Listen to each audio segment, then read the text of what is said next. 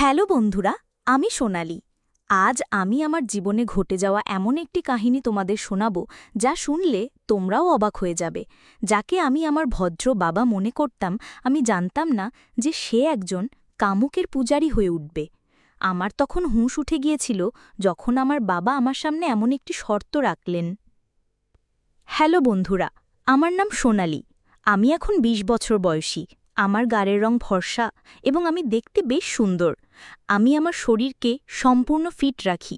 আমার বডি একদম চমৎকার। আমাদের বাড়িতে বাবা এবং আমার একটি ছোট বোন আছে। আজ থেকে ২ বছর আগে আমার মায়ের মৃত্যু হয়েছিল, তাই আমার বাবা নিজেকে খুব একা অনুভব করতে শুরু করেছিলেন। বাবার একাকিত্ব আমি সহজ করতে পারছিলাম না, কারণ তিনি খুবই বিষণ্ণ হয়ে পড়েছিলেন, কিন্তু তিনি আমাকে খুব ভালোবাসতেন। আমি বাবাকে খুশি রাখার জন্য সব চেষ্টা করছিলাম। কিছু সময় কেটে গেলে ধীরে ধীরে বাবার স্বভাবে কিছু পরিবর্তন আসতে শুরু করল। এখন বাবা আমার সাথে একজন বন্ধুর মতো থাকতে শুরু করেছিলেন। আমরা একে অপরের সাথে সব কথা শেয়ার করতে শুরু করেছিলাম, কিন্তু জানি না কেন বাবা আমাকে অদ্ভুত দৃষ্টিতে দেখতেন। একদিন জানি না বাবার মাথায় কি চলছিল, তিনি আমাকে বললেন, সোনালি, তোমার কি কোনো বয়ফ্রেন্ড আছে? আমি একদম ঘাবড়ে গেলাম যে বাবা এমন কথা কেন বলছেন, কিন্তু আমি বাবাকে না বলে উত্তর দিলাম যে আমার কোনো বয়ফ্রেন্ড নেই। তিনি আমাকে বলতে লাগলেন, সোনালি, তুমিও আমার কাছে খুব সুন্দর লাগো, ঠিক যেমন তোমার মা দেখতে ছিল। এখন আমি তোমার সাথে যে অনুভূতি পাই তা যেন তোমার মায়ের সাথে পেতাম। বাবার এইসব কথা শুনে আমার হুঁশ উড়ে গিয়েছিল। এমন সময় সেখানে আমার ছোট বোন চলে এলো এবং বাবাকে কোনো কাজের জন্য মার্কেটে নিয়ে চলে গেল। আমি বাবার সেই কথা শুনে হতবাক হয়ে গিয়েছিলাম। এখন ধীরে ধীরে আমিও বাবার ওপর দৃষ্টি দিতে শুরু করেছিলাম। এইসব ভাবতে ভাবতে কখন যে আমার চোখে ঘুম এসে গেল আমি টেরও পাইনি। যখন আমি উঠলাম তখন দেখলাম বেশ অন্ধকার হয়ে গেছে এবং বাড়িতে কেউ নেই। সম্ভবত বাবা এবং আমার ছোট বোন এখনও মার্কেট থেকে ফেরেনি। তারপর আমি বাথরুমে গিয়ে গোসল করতে লাগলাম। এমন সময় বাবা এবং আমার বোন মার্কেট থেকে ফিরে এলো। আমি তাদের কাছে গিয়ে কথা বলতে লাগলাম। তারপর বাবা বাইরে কোনো কাজে চলে গেলেন এবং আমি বাড়ির কাজ করতে লাগলাম। আমি সারাদিন বাবার কথাই ভাবছিলাম যে তিনি আমাকে এমন কেন বললেন। এমন সময় আমার একটি সখী আমার কাছে এসে বলল, আরে সোনালি, তুমি কি ভাবছ? এতে আমি বললাম, না কবিতা, আমি তো কিছুই ভাবছি না। তারপর আমি তাকে জিজ্ঞাসা করলাম, কবিতা, কেউ কি অনলাইনে টাকা কামানোর উপায় বলতে পারবে, কিভাবে টাকা কামানো যায়? কারণ আমি চাইছিলাম যে আমি নিজে টাকা কামাই। এখন তো আমার পড়াশোনাও শেষ হতে চলেছে। কবিতা আমাকে রাগের দৃষ্টিতে দেখে বলল, আরে চল, আমাদের জন্য টাকা কামানো তো সাধারণ কথা। তারপর আমরা দুজনেই নিজ নিজ বাড়ির দিকে রওনা দিলাম, কারণ আমাদের কলেজের ক্লাস শেষ হয়ে গিয়েছিল। আমার বান্ধবী তার বাড়ির দিকে যাচ্ছিল এবং আমি আমার বাড়ির দিকে যাচ্ছিলাম। এমন সময় রাস্তায় আমি আমার বাবাকে দেখলাম। তাকে দেখে আমি একদম চমকে গেলাম।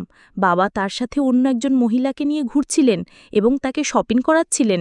পরে আমি দেখলাম তারা কোনো হোটেলের দিকে যাচ্ছেন।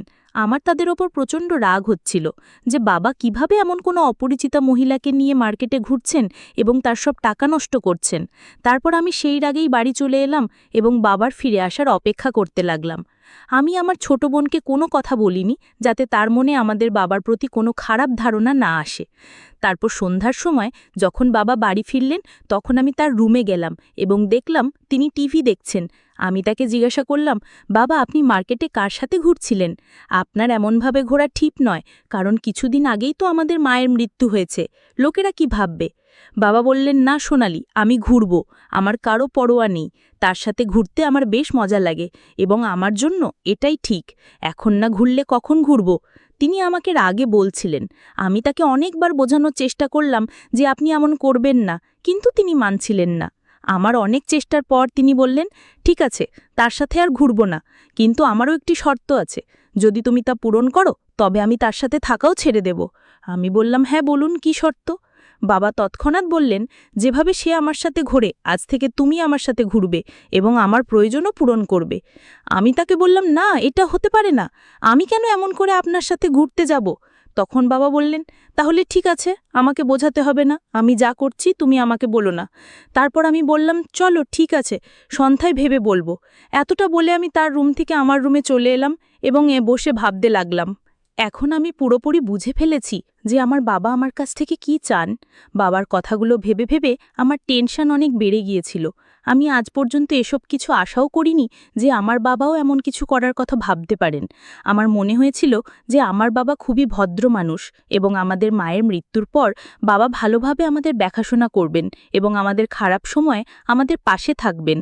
কিন্তু তিনি এখন থেকেই ভুল কাজ করতে শুরু করেছিলেন। এইসব কথা শোনার পর আমি বুঝে ফেলেছিলাম যে আমার বাবা নিজের সাথে সাথে আমাদের জীবনও নষ্ট করে দেবেন। এইসব কথা ভেবে আমার হৃৎস্পন্দন এত বেড়ে গিয়েছিল যে কেউ সামনে থাকলে সহজেই শুনতে পেত। তারপর আমার কয়েকদিন আগের কথা মনে পড়ল যে বাবা আমাকে কিভাবে দেখছিলেন। আমি পুরোপুরি বুঝে ফেলেছিলাম যে তিনি কি করতে চান। আমার কাছে খুব বড় সমস্যা ছিল যে এখন আমি কি করব। যদি আমি হ্যাঁ না বলি তাহলে সেই মহিলার খাতিরে নিজের সর্বনাশ করবেন এবং আমাদের জীবনও নষ্ট হয়ে যাবে। আমি বাবাকে এও বলতে পারিনি যে তিনি আমার সাথে স্বামী স্ত্রীর মতো থাকুন, কারণ দুনিয়ার চোখে তিনি আমার বাবা। তারপর হঠাৎ আমার মনে হলো যে হয়তো এই কথা ঘরের মধ্যেই থাকবে, এতে আমার ছোট বোনের জীবনও বেঁচে থাকবে এবং আমার বাবাও সঠিক পথে ফিরে আসবেন। এইসব ভেবে ভেবে আমি ঘুমিয়ে পড়লাম।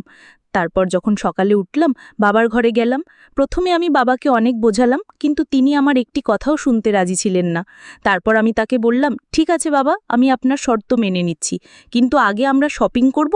তারপর আমি বাবাকে বললাম যে এই কথা বাইরে কেউ জানতে পারবে না এবং আপনি আজকের পর কাউকে সাথে দেখাবেন না। তিনি বললেন, ঠিক আছে ঋতিকা, আজকের পর তুমি যেমন বলবে আমি তেমনই করব। বাবার কথা শোনার পর আমি তার কাছে গেলাম যার সাথে আমার বাবা এদিক ওদিক ঘুরতেন এবং তাকে ভালোভাবে বুঝিয়ে এলাম। তারপর বাড়ি এসে আমি আমার ছোট বোনের কাছে গেলাম এবং নাস্তা বানাতে লাগলাম, কারণ আজ রবিবার ছিল, তাই আমাদের কোথাও যেতে হয়নি। তারপর আমি, আমার ছোট বোন এবং বাবা নাস্তা করলাম এবং তারপর আমি আর বাবা শপিং করতে বেরোলাম। মার্কেটে গিয়ে বাবা আমাকে কাপড় কিনে দিলেন এবং নিজের জন্য কিছু কাপড় কিনলেন। সাথে আমি আমার ছোট বোনের জন্য একটি ড্রেস কিনলাম। তারপর শপিং করে আমরা একটি রেস্টুরেন্টে গেলাম এবং সেখান থেকে খেয়ে বাড়ি চলে এলাম। তারপর সন্ধ্যা হতে না হতেই আমার বাবা আমাকে বলতে লাগলেন, চলো এখন তোমার শর্ত পূরণ করো। তখন শর্ত অনুযায়ী আমি আমার কাজ করতে লাগলাম এবং বাবার সব কাজের খেয়াল রাখতে লাগলাম। সেই দিনের পর থেকে আমি বাবার সাথে একদম স্বামী স্ত্রীর মতো থাকতে লাগলাম। আমি বাবার একদম স্বামীর মতো যত্ন নিতাম এবং তিনিও আমার একদম স্ত্রীর মতো যত্ন নিতেন। তারপর আমাদের জীবনে যা হওয়ার তা হয়ে গেল। এখন আমার বাবা বেশ খুশি এবং আমিও পরিস্থিতির সাথে তাল মিলিয়ে বদলে গেছি এবং নিজেকে খুশি রাখতে শুরু করেছি। এখন আমার বাবা অনেক বেশি সঠিক পথে ফিরে এসেছেন। তিনি কারোর সাথে ঘোরাফেরাও করেন না, শুধু অফিসে যান এবং বাড়ি এসে আমার সাথে একদম স্বামী স্ত্রীর মতো থাকেন। এইভাবে আমরা সবাই খুশি খুশি আমাদের জীবন কাটাচ্ছি। আপনারা সবাই আমাকে ভুল বুঝবেন না, আমাকে বাধ্য হয়েই বাবার সব কথা মেনে নিতে হয়েছিল, কিন্তু এতে আমার কোনো ক্ষতি হয়নি, কারণ যদি আমি বাবার যত্ন না নিই তাহলে কে নেবে। প্রায় 5 মাস পর আমার চাকরির জয়নিং লেটারও চলে এলো এবং আমি সেখানে চলে গেলাম। এখন আমাদের পরিবারও ভালোভাবে চলছে, আমাদের বাড়িতে সবাই খুব খুশি। যদি আমি সেই দিন বাবাকে বোঝাতে না পারতাম তাহলে আর জানি না বাবা কোথায় কোথায় তার ভুল সম্পর্কগুলোকে এগিয়ে নিয়ে যাচ্ছিলেন এবং নিজের সাথে সাথে আমার আর আমার ছোট বোনের জীবনও নষ্ট করে দিচ্ছিলেন। এইভাবে আমি আর আমার বাবা একদম স্বামী স্ত্রীর মতো থেকে আমাদের বাড়িকে বাঁচিয়ে ফেলেছি। আর আগের কথা তো আপনারা বুঝতেই পারছেন, সেটা তো আপনারা সবাই জানেনই। তাই আমার প্রিয় বন্ধুরা, যদি আপনাদের আমার এই ভিডিওটি পছন্দ হয়ে থাকে তাহলে চ্যানেলটি সাবস্ক্রাইব করে ফেলুন এবং বেল নোটিফিকেশন অন করে দিন। একটি সুন্দর কমেন্ট করে জানান যে আমার গল্পটি আপনাদের কেমন লেগেছে। কাল দেখা হবে আরও একটি নতুন ভিডিওতে। ধন্যবাদ।